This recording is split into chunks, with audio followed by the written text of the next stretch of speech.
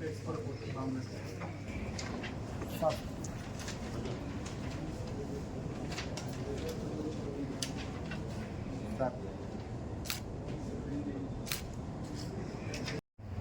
సంబంధించి ముఖ్యంగా మనకు జీవో నెంబర్ 17 జీవో ఇష్యూ చేయడం జరిగింది.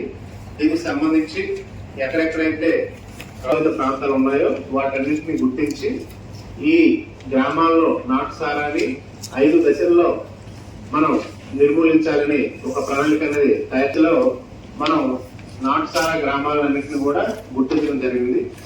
మన విజయనగరం జిల్లాకు సంబంధించి మొత్తం 26 A category, B category, C category. A category అంటే వెలిమర్ల మండలం దేవుడి కనపాక ఆ 2 విలేజ్లు కూడా ప్రభుత్వం ఇచ్చిన ఆదేశాల ప్రకారంగా ప్రతి గ్రామానికి కూడా ఒక చేయడం జరిగింది.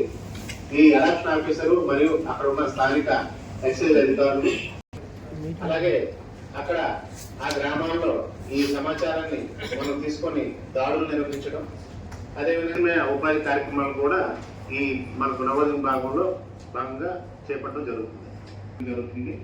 అలాగే సి కేటగిరీకి సంబంధించి అమ్మకాలు జరిగే ప్రాంతాలు గురించి ప్రాథమికంగా మనం అంతా సమాచారం అంతా సేకరించిన తర్వాత గ్రామ స్థాయిలో అలాగే ఫారెస్ట్ బీట్ ఆఫీసరు, అలాగే సెల్ఫ్ హెల్ప్ గ్రూప్ నుంచి మహిళా సంఘాల నుంచి ఎవరైనా నాయకులు, అలాగే మహిళా పోలీసు వీళ్ళందరూ ఆ సమక్షంలో ఒక కమిటీ అనేది ఏర్పాటు చేసుకొని ముందుగా ఆ గ్రామంలో ఈ విధంగా వాళ్ళందరినీ గ్రామ సభ ఏర్పాటు చేసి అదేవిధంగా అవగాహన కార్యక్రమాలు ఏర్పాటు చేసి మనం ఆ గ్రామంలో నుంచి ఆ నాటుసారా అనేది లేకుండా చేయడం కోసం ఈ కమిటీ అనేది పాటుపడాలి.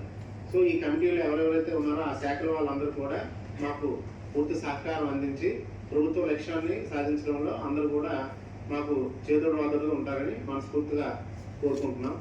ఈ 2 అసలు ఐడియా లేదు. మరి కొత్తగా చెప్తున్నాను అంటే ఈ 2 విలేజ్ ఎక్కడ వస్తారు వెరిఫై చేయాలి, మనం కొత్త వలస ఈ 2 వలస చెక్ చేయాలి. నాకు ఈ అయితే ఉన్నాయి. అంటే ఈ 14 మండలాలు 24 విలేజ్లు కాదు. మీరు ఒకసారి మీరు మధ్యలో 2 గంటల వీడియో కాన్ఫరెన్స్ ఉంది, మీరు అటెండ్ అవ్వండి. నేను తహసీల్దార్స్కి ఎంపీడీఓస్కి డైరెక్షన్స్ ఇస్తాను. అన్ని విలేజ్ల్లోనూ కావాలంటే ఒక విలేజ్ ఒక గ్రామ సభలో కండక్ట్ చేసి వాళ్ళని అక్కడ తీర్మానం చేయాలి. రిజల్యూషన్ పాస్ చేసి ఆ గ్రామంలో ఎటువంటి ఇల్లీగల్ ఐడి లింకర్ యాక్టివిటీ జరగట్లేదు అన్నది ఒక అంశం రిజల్యూషన్ మనకు కావాలి.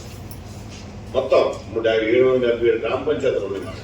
మీరు మధ్యాహ్నం 2:30 వీడియో కాన్ఫరెన్స్ వస్తే నేను ఎంపీ వేసుకున్నాను. మొత్తం 777 గ్రామ పంచాయతీ కూడా ఒక రిజర్వేషన్ పాస్ చేసి, ఎందుకంటే అందులో సర్పంచ్ మీరు చెప్పిన సర్పంచ్ ఉంటాడు, విలేజ్ లెవెల్ ఆఫీసర్స్ అందరూ ఉంటారు.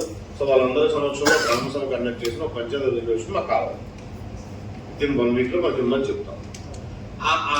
ఎన్ని వస్తే చూద్దాం. రిమైనింగ్ ఎక్కడెక్కడ మా దగ్గర ఈ డౌట్ ఉంది, మా దగ్గర జరుగుతుంది, మా దగ్గర జరుగుతుంది అని చెప్పేస్తే మీ 24 వస్తే ఓకే. అది కాకుండా మోర్ దెన్ 24 వస్తే అప్పుడు అక్కడ మేము కాన్సన్ట్రేట్ చేయాలి. అక్కడ కాన్సన్ట్రేట్ చేద్దాం చేసి అక్కడ మళ్ళీ సపరేట్ గా గ్రామ సభలు కండక్ట్ చేయడం, అక్కడ మళ్ళీ అవేర్నెస్ క్రియేట్ చేయడం, అక్కడ అదర్ డిపార్ట్మెంట్స్ ఇన్వాల్వ్ చేయడం, మనం ఫ్రీక్వెంట్ రైడ్స్ చేసుకుంటాం. తహసీల్దార్ ఉంటాడు, ఎంపీడీ ఉంటాడు, వీళ్ళందరూ ఉన్నారు, ఈఓకేటీ ఉన్నారు. వాళ్ళందరూ కూడా ఇన్స్ట్రక్షన్స్ ఇస్తే ఇదో సబ్జెక్ట్ పెట్టుకుని ఇన్స్ట్రక్షన్స్ ఇస్తాము. ఒక 1 week లో మనకి అన్ని 777 గ్రామ పంచాయతీలు మనకు రిజర్వేషన్ రావాలి. అప్పుడు మనం ఏంటంటే అనౌన్స్ చేయడానికి మనకి ఎటువంటి యాక్టివిటీ జరుగుతుంది, గ్రామ పంచాయతీ రిజర్వేషన్ మనది, మనం దాన్ని కన్సిడర్ చేసి చేసుకుంటాం. లేదు మా దగ్గర ఉందని వెళ్దాం, వెళ్ళి వెరిఫై చేస్తాం, ఉందంటే పట్టుకుంటాం, లేదంటే అప్పుడు లేదంటే ఎక్కడో చూపించాం. మెయిన్ ఏంటంటే మీ ఫారెస్ట్ వాళ్ళది ఏంటంటే లోనకు మమ్మల్ని వెరిఫై చెప్పండి. తర్వాత ఎక్కడన్నా మాకు వీళ్ళు కానీ పోలీసులు ఎస్పీ గారు కూడా మాట్లాడతారు, పోలీసులు కానీ లేకపోతే రెవెన్యూ వాళ్ళు కానీ ఎవరు వెళ్ళి ఎక్కడైనా జరుగుతుందో చెప్తే మాత్రం ముందు మీ ఫారెస్ట్ డిపార్ట్మెంట్ ని రెస్పాన్సిబిలిటీ బుక్ చేస్తాం. రెవెన్యూ వాళ్ళ ద్వారా మాకు ఏదైనా మెసేజ్ వచ్చినా ఫారెస్ట్ వాన జరుగుతుందన్న విషయం జరుగుతుంటే మాత్రం కంప్లీట్ గా డిపార్ట్మెంట్ మాత్రం మేము రెస్పాన్సిబిలిటీ చేస్తాం. సో ఇది ఇన్ఫర్మేషన్ అనేది మనం ఉండకూడదు. ఆ విధంగా మీరు 100% మీరు దాంట్లో కాన్సన్ట్రేట్ చేయండి. పోలీస్ డిపార్ట్మెంట్ సంబంధించి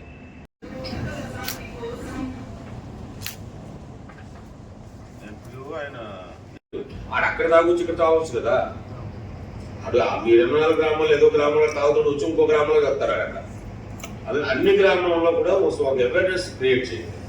అది నేను మధ్యాహ్నం చెప్తాను, ఎస్పీ గారు కూడా చెప్తాను. నేను 3 ఎస్పీ గారు, ఎండిఓ, ఎంఆర్ఓ ఇలా 3 కలిపి డిఆర్డి అమ్మ ఏపీఓ నలుగురు కలిసి మండలం లెవెల్లో ఎట్లా మండల కమిటీ ఫామ్ చేయాలి, ఆ మధ్యాహ్నం చెప్తాను ఫామ్ చేయమని, చేసిన తర్వాత అది విస్తృతంగా అక్కడ మనం అడ్వర్టైజ్మెంట్ ప్రచారం చేయాలి.